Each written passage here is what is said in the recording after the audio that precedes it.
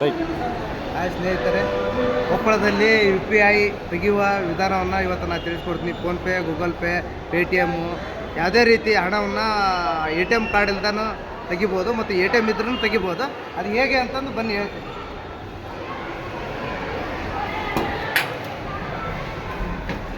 ಈಗ ನೋಡ್ತಾ ಇರ್ಬೋದು ಸ್ನೇಹಿತರೆ, UPI ಕ್ಯಾಶ್ ವಿಡ್ರಾಲಿಂಗ್ ಓಪನ್ ಮಾಡಬೇಕು. ಅಮೌಂಟನ್ನು ಸೆಲೆಕ್ಟ್ ಮಾಡಿ.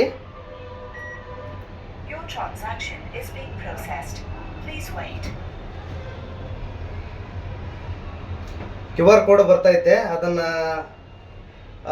ತಿಳಿಸ್ಕೊಡ್ತೀನಿ. ಮತ್ತು QR ಕೋಡ್ ಬಂದ ತಕ್ಷಣ ಫೋನ್ಪೇಯನ್ನು ಓಪನ್ ಮಾಡಬೇಕು. QR code ತೋರಿಸಲಿ.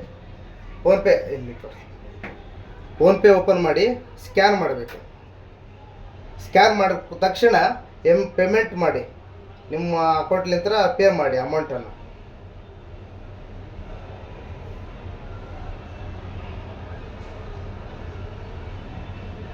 ಓಕೆ ಆಗಿದೆ ಪೇಮೆಂಟ್. ಈಗ ನೀವು ನೋಡ್ತಾ ಇರ್ಬೋದು, ಪೇಮೆಂಟ್ ವಿಡ್ರಾಲ್ ಆಗ್ತಾ ಇದೆ.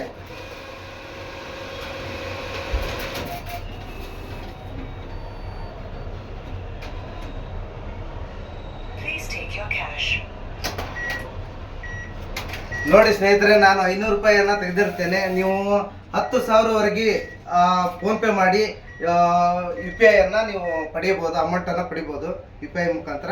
ಥ್ಯಾಂಕ್ಸ್ ಸ್ನೇಹಿತರೆ.